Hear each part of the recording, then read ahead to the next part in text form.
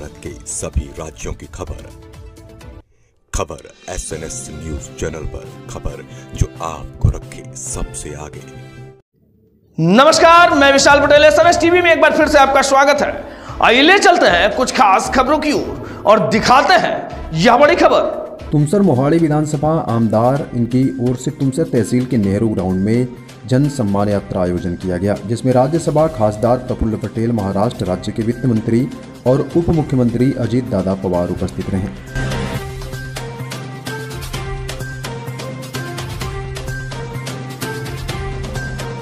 सन्मान यात्रेच्या निमित्तानं मी काही भागामध्ये प्रफुल्लभाई सुनील तटकरे तिथले आमदार आम्ही सगळेजण फिरतोय। कशा करता फिरतोय? माझ्या माय माऊलींना समजावून सांगण्याच्या करता की मागं मी अर्थसंकल्प जो दिला त्या अर्थसंकल्पामध्ये माझ्या माय माऊलींना, बहिणींना काय योजना आम्ही दिलेल्या आहे, माझ्या बांधवांच्या करता आम्ही काय केलेलं आहे, राज्याच्या सर्वांगीण विकासाच्या करता माझ्या भंडारा जिल्ह्याकरता, गोंदिया जिल्ह्याकरता आम्ही काय केलेलं आहे। आम्ही तिथं निर्णय घेतले आणि तुम्हाला इथं समजलं नाही तर त्याचा काही अर्थ नाही। शेवटी तो लाभ त्या लाभार्थीला मिळाला पाहिजे, त्या लाभातनं त्यांना बळ मिळालं पाहिजे आणि त्याच्यातनं त्यांचा संसार मार्गी लागला पाहिजे। तुमच्याचे लोकप्रिय धडाडीचे आमदार राजू कालेगोरे यांच्या माध्यमातून आम्ही तुमच्या विकासाला प्राधान्य दिलं। प्रफुल्लभाई पण मला सांगायचे की अजय, तुमचं आपला भंडारा गोंदियाकडे लक्ष द्या, तुमचं आणि माझा मोहाडी मतदारसंघाच्या विकासासाठी विविध योजना गेल्या 5 वर्षामध्ये आणण्याचं काम हे आपल्या राजू कालेगोरे साहेबांनी केलं। तब्बल 3000 कोटी रुपयाचा निधी या विधानसभा मतदारसंघामध्ये 5 वर्षाच्या करता आणला। मला तुमसर मोवाडेकरांना सांगायचं, या 5 वर्षात 1 वर्ष आम्ही सत्तेमध्ये नव्हतो, आम्ही विरोधी पक्षामध्ये होतो, मीच विरोधी पक्षाचा नेता होतो आणि 1 वर्षापेक्षा जास्त काळ आमचा कोरोनामध्ये गेला। लॉकडाऊन होता, धंदे बसले होते, दुकानं चालत नव्हती, लोकांच्या नोकऱ्या गेलेल्या होत्या, लोक अडचणीत आलेली होती। एक गंभीर आजार चीनमधनं आला, कितीतरी जीवाभावाची माणसं ही आपल्याला आपल्या घरातली सोडून गेली आणि त्यांचा कळून जाते, पण त्यांना उपाशी करावं लागते। म्हणून या लोकांचा पाणीचा पुरवठा शेतकऱ्यांच्यासाठी केल्याशिवाय आम्ही राहणार नाही, हे पण मी तुम्हाला सांगतो।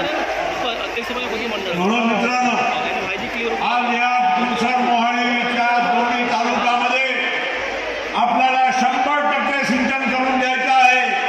उरलेला जे भाग असेल त्यांना पण आपण कुठेही उपाशी राहू देणार नाही।